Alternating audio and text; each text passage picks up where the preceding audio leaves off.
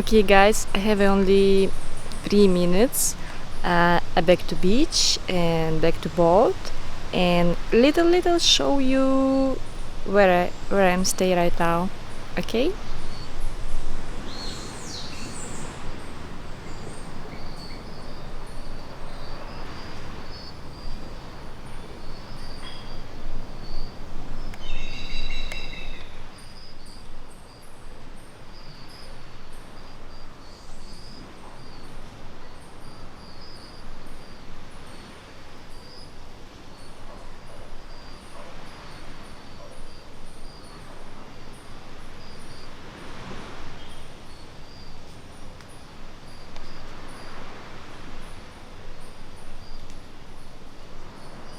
All crabs gone.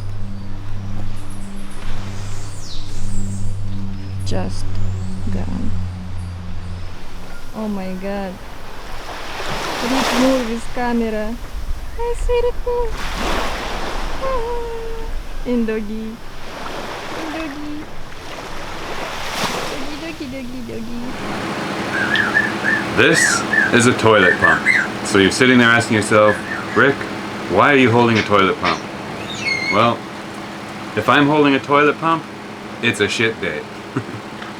But what happens is hair and stuff gets in there and it gets wrapped around this thing and it stays there. It never disappears, it doesn't go away, it stays there forever until enough of it gets on there and on there and on there. It just keeps winding and winding and winding like a ball of string, and sooner or later the motor can't turn and it burns out, it overloads.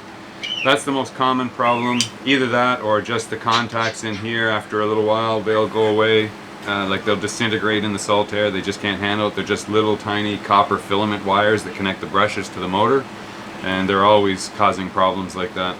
The motor that they sold us was the wrong one. It looked like the same one, but the new one that they sold us came with a shorter shaft. This is the armature out of the new pump here, and you see there's the tail end of the shaft, and if I match that up down there, you can see up here it's 1 inch too short.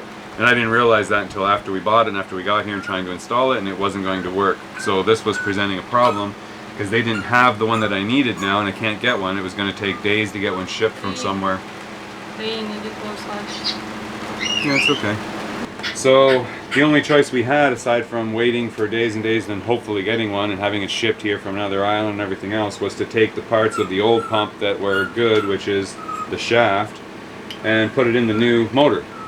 So that's what we did. This is the old casing here, and you can see what's happened. I mean, it sat for a while not functioning because it died a while ago, but nobody's been in that cabin, and you can see where it's got salt in there for sure. I mean, this one had some saltwater intrusion and it's just corroded away, but these are the brushes right there, and that's where the problem usually is, on that little filament wire right there.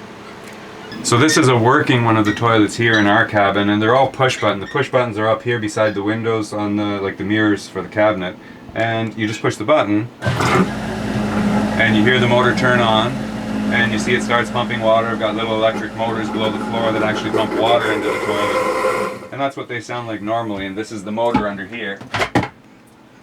So, well, as you can see, that one needs a clean up.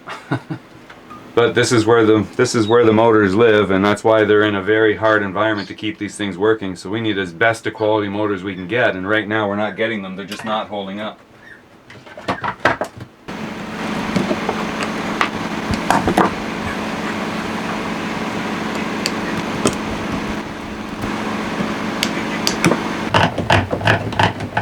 Okay, so far so good. But of course the one at the back is always the hardest to get to.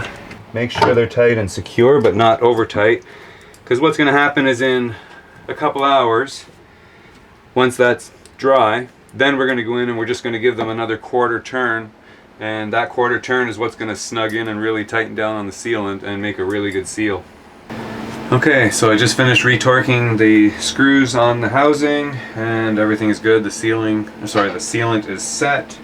So we're just going to do a final test. I just turned on the through hull for the water, and I'm going to just press the switch here, make sure water is drawing and it flushes it all out and we don't get any leaks. And if that's all good, we're good to go. So let's give it a test. Alright, perfect. So we clamp on our lid, cover it up, and that's what protects it from water and everything, and I believe we're done.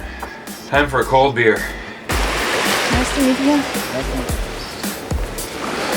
Always picking coconuts, sell them, make a living. There we go, we got one. See, we How forgot much one? a little bit. Not too much. Well, we spilled a little bit much that one trying to Got a figure lot it more out. to But... go.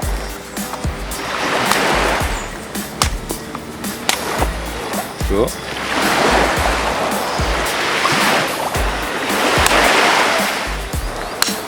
Guess after these 2 bottles, you're gonna have to go get more coconuts. No man, got lots.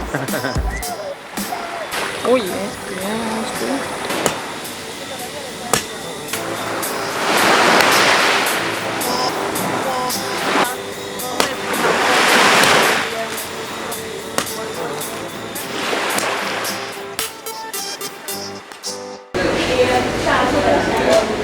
Back at the airport again, as you can tell.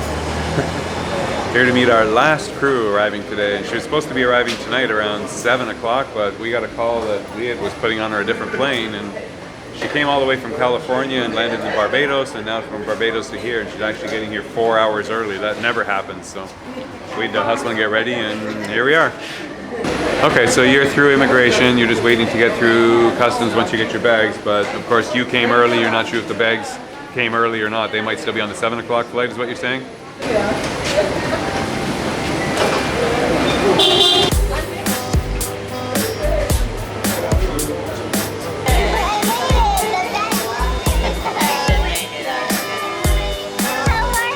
Okay, did they say it was going to be probably the 7 o'clock flight? I have to tell them somewhere. You what? I'm supposed to tell them. Oh, you still need to talk to somebody before we go? Yeah, I don't know where I'm supposed to go to. Probably back inside, no? They told me to go outside and tell them that the bags didn't show up, so Oh, no idea.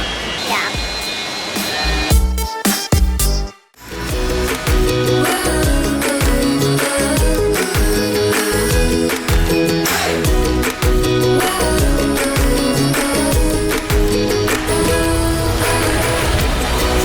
Hey, see, wave your hand, see.